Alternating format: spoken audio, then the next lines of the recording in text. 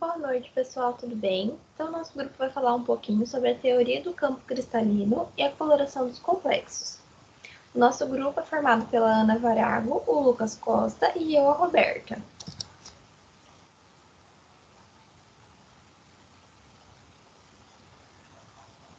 Então, os conteúdos a serem abordados. Então, a gente vai falar um pouquinho sobre a teoria do campo cristalino. Dentro disso, a gente vai falar da geometria octaédrica, geometria tetraédrica, o efeito John-Tiller, a geometria quadraplanar. E também vamos falar um pouquinho sobre a coloração dos complexos. Então, vamos falar sobre a origem das cores nos complexos, série espectroquímica e relação de energia e as cores. Então, eu vou falar um pouquinho sobre a teoria do campo cristalino, a geometria octaédrica. Então, como a gente pode ver, a geometria octaédrica, no centro a gente tem presente o metal, e em volta dele a gente tem as ligações, os ligandes presentes, né? Então, as ligações, elas podem ocorrer tanto entre os eixos das moléculas, e também pode ocorrer no centro da molécula, sobre o eixo, né? No eixo. E essas ligações que ocorrem no eixo, elas possuem uma maior ligação em relação às demais, pois a energia de repulsão, devido à proximidade dos elétrons, é muito grande. Então, a gente vai falar um pouquinho sobre o campo das ligações octaédricas. Então, inicialmente, a gente tem o metal ali no campo simétrico esférico, e quando os ligantes se aproximam, então ele vai se distribuir ali no campo de energia T2G ali embaixo, e no campo de energia EG que fica logo ali em cima. Essa distribuição, ela possui um delta de energia. Esse delta, ele pode ser calculado, né? Um valor que pode ser calculado. Então, como nós estamos vendo ali embaixo, a quantidade de spin presente ali no campo simétrico, vamos supor que seja 1, 2, 3 ou 4, eles vão ter que se distribuir ali no campo T2G e no campo EG. E para fazer a conta do delta octaédrico, a gente vai fazer como? Então, a quantidade de elétrons, né, de spins presente no T2G, vezes menos 0,4 dq, e os que estiverem na parte de cima, sobre o eixo VG, a gente vai fazer a quantidade de elétrons vezes 0,6, positivo daí. E dessa forma a gente vai obter um delta octaédrico. Mais uma coisa que eu gostaria de comentar, que a energia de estabilidade desse composto é maior ali no campo T2G. Porque, como eu falei antes, o campo EG está muito próximo de outros elétrons. Então, a repulsão é maior. Então, ali tem uma instabilidade maior. Então, ali embaixo a gente tem mais estabilidade. Também vou falar um pouquinho sobre como ocorre a distribuição dos elétrons, né? Então, aqui nós podemos ver duas situações. A situação A de campo fraco e a situação B de campo forte. Então, a gente pode ver que em ambas situações a gente tem 4 elétrons. Então, está na camada 3D4, né? Esses elétrons, em uma das imagens na situação 1, ele é de campo fraco. Ou seja, esse delta de octaédrico ele é bem pequeno. É um número pequeno. Então, é favorável o elétron subir para a carga de energia EG, porque não é um caminho tão longo para ser percorrido. Já na letra B, ali nesse exemplo, a gente pode perceber que a gente tem um delta octaédrico bem grande. Então, é uma distância muito grande para o elétron percorrer, por isso é mais viável ele ficar na parte de baixo. Então, a gente pode ver que quando o campo é fraco, o elétron fica em cima. Então, favorece os spin altos, né? E quando o campo é forte, o spin, o elétron, né, fica embaixo. Então, favorece o campo baixo. Há também, na energia de estabilização do campo cristalino, a energia de emparelhamento P. Em alguns casos a gente não utiliza ela, por isso que às vezes a gente não vê, porque às vezes o valor dela é negativo, é nulo. Por exemplo, o valor de energia de emparelhamento é o P, né? Então, ele é a quantidade de spins iniciais, né? Menos desemparelhados, menos a quantidade de spins desemparelhados daquele segundo momento, quando os elétrons já estão distribuídos, dividido por 2. Mas, por exemplo, se eu tiver apenas um elétron, né, na camada 3D1, esses elétrons, vai ter um elétron no início e um no final. Então, 1 menos 1, 0, dividido por 2, então não existe. Então, por isso que em alguns casos, ali até o terceiro não é muito utilizado. Quando a gente vai para o quarto, né, D4, então a gente pode ver que é igual esse exemplo anterior aqui. Então, tem duas situações. Ou pode ser que vão ter 4 elétrons inicialmente desemparelhados, aí na A também vão ter 4 elétrons desemparelhados. Então, esse valor também vai ser zero. Então, não vai influenciar na nossa conta, né? Mas, já na situação B, nós vamos ter apenas 2 elétrons posteriormente desemparelhados. E inicialmente a gente vai ter 4. Então, 4 menos 2 é 2, dividido por 2 é 1. Então, daí sim esse valor é importante, né? E vai influenciar no nosso delta de octaédrico. Então, por isso que eu coloquei ali a energia de estabilização do campo cristalino. Fiz aquela formulazinha do meu jeito, né? Bem simples, só para entendimento, que X, então a quantidade de spin no campo T2G, vezes menos 0,4, mais X, que é a quantidade de elétrons presentes no campo EG, no campo superior, mais a energia de emparelhamento, né, dos elétrons desemparelhados. Então, quais são os fatores, né, que influenciam no delta octaédrico, né? Então, como é que eu vou saber quando eu coloco o elétron embaixo, quando eu coloco em cima, quando é favorável ao spin baixo, spin alto? Então, a gente pode ver aqui que uma das primeiras coisas, né, que a gente deve levar em consideração é a natureza dos ligantes. Por exemplo, ali a gente tem o iodeto, o brometo, o enxofre, que a gente pode ver que elas estão favorecendo, né, ao campo pequeno, o delta pequeno. Então, os elétrons, eles vão subir, quando tiver mais de 3, né, a partir do 4 e 5, eles tendem a subir para o campo EG. Já ali embaixo, a gente tem o Na2, o CN, o CO, que eles favorecem um delta grande.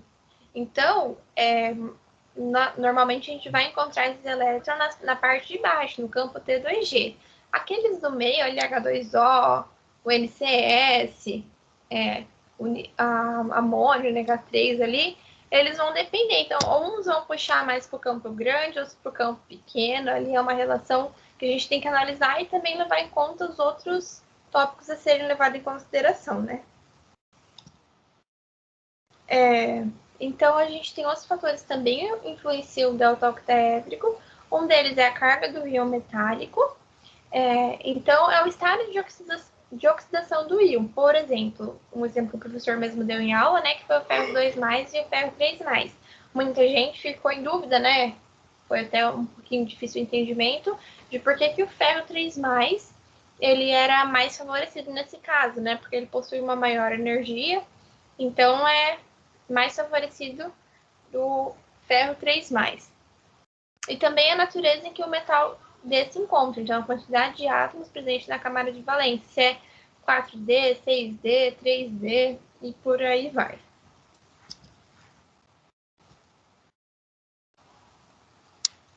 Bom, eu vou falar um pouquinho sobre a geometria tetraédrica. A teoria do campo cristalino também pode ser explicada a complexos tetraédricos. Neste caso, o desdobramento dos orbitais atômicos do íon metálico será feito de uma forma diferente. Na verdade, de forma inversa ao que ocorre para complexos octaédricos, na verdade, né? No caso da geometria tetraédrica, os ligantes se aproximam do íon metálico segundo as diagonais, ou seja, os orbitais do íon metálico que sofrerão, mas serão os orbitais que não estão dispostos ao longo do eixo de coordenadas, ou seja, os orbitais dxy, dxz e dyz. Com isto, estes orbitais serão desestabilizados em 4dq, e os orbitais dx2² menos y² e o dz² serão estabilizados de 6dq, pois eles não estão participando diretamente na ligação. Mas como é que se forma um campo tetraédrico? Quando é que ele ocorre? Ele ocorre quando tem a presença de ligantes volumosos, que tem um efeito esférico, quando tem ligantes de campo com fraco energia de estabilização, ou pouco importante, ou quando tem um metal com baixo estado de oxidação, ou quando não há energia de estabilização, que é no caso do D0, D5 e o D10. Bom, o desdobramento. Um campo cristalino tetraédrico desdobra os orbitais D em dois conjuntos. Nesse caso, eu trouxe uma imagem onde mostra 4 ligantes ao redor de um íon metálico e um campo tetraédrico. Como eu comentei, ele se desdobra em dois níveis de energia. O nível de energia E, que é o nível de menor energia, contendo os orbitais dx quadrado menos y quadrado e o dz quadrado. E o nível T2, que é o nível de maior energia, contendo os orbitais dxy, dxz e dyz. O desdobramento do campo cristalino em um complexo tetraédrico é menor que no complexo octaédrico, pois o número de ligantes é menor e nenhum deles está orientado diretamente para os orbitais D do íon metálico. O valor do ΔT tetraédrico ele é aproximado ao valor do delta octaédrico, e a energia de emparelhamento é sempre menor que o delta tetaédrico, ocasionando complexos de spin alto para o sistema tetraédrico. Ou seja, os complexos tetaédricos sempre terão spin alto, pois a sua energia de emparelhamento, digamos assim, ela é menor do que no complexo octaédrico, onde a energia a distância entre os campos de energia é maior, então ele favorece spin altos nos campos tetraédricos. Bom, o teorema de Dean-Taylor. O que dizia o teorema deles? Uma molécula não linear em um estado eletrônico degenerado sofrerá distorções para remover a degenerescência e diminuir a energia do sistema. Essas distorções, na verdade, são alongamentos e compressões das ligações dos ligantes axiais. Ou seja, todas as distâncias das ligações M e N do complexo são do mesmo tamanho, exceto as ligações axiais, que podem ser maiores ou menores. Bom, aqui eu trouxe os dois casos, o caso de alongamento e o caso de compressão, que ocorre no efeito John-Taylor.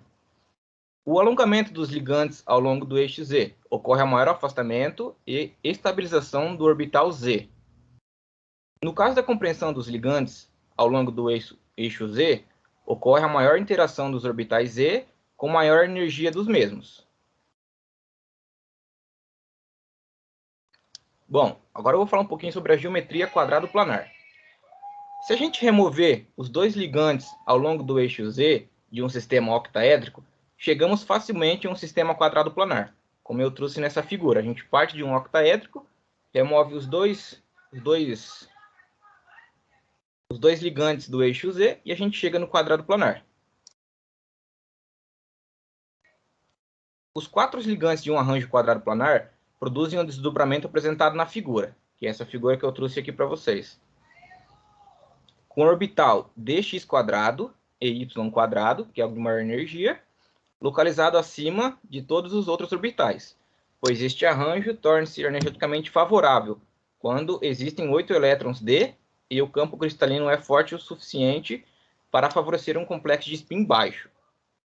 A partir do desdobramento dos orbitais, é possível notar que ocorre uma grande estabilização dos orbitais que contêm as coordenadas Z. O orbital dz quadrado menos y quadrado é o mais energético, pois ele está ao longo do eixo x e y. O preenchimento dos orbitais ocorre de tal forma que o orbital dxy quadrado menos y quadrado não são preenchidos. Como eu disse, a geometria é favorável para complexos com ligantes de campo forte. Sendo assim, o complexo será de spin baixo, não correndo complexos de spin alto.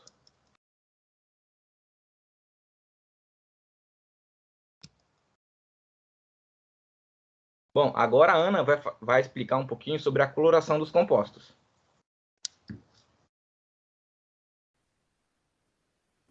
Olá, eu sou a Ana e eu vou complementar aí o que o Lucas e a Roberta falou sobre a teoria do campo cristalino. Então, eu vou apresentar para vocês aqui um pouco sobre a coloração dos complexos, né? A origem das cores dos complexos, a série espectroquímica e a relação de energia com as cores. Então, falando lá sobre a origem, né, das cores nos complexos, então a gente tem que primeiro identificar aí de onde que vem a cor, né? Então, a cor vem aí desse espectro luminoso aqui, que vem aí chamado de luz visível, que é compreendido entre o ultravioleta e o infravermelho. Como a gente está trabalhando aí com ondas de radiação, então a gente vai ter comprimentos de onda que delimitam cada coloração. Então são comprimentos de onda aí que vão do violeta, de menor comprimento de onda, até o vermelho aí que tem um maior comprimento de onda. Então, um material ele vai absorver uma radiação, ou seja, absorver um comprimento de onda. Então, o que a gente imaginaria que aconteceria?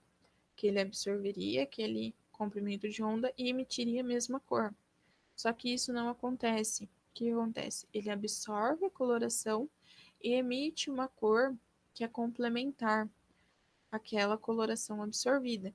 Então, por exemplo, aqui, se uma substância ela absorve aí uma radiação na região do amarelo, ele vai emitir uma coloração na região do violeta. Então, a cor que a gente vai visualizar aí é o violeta.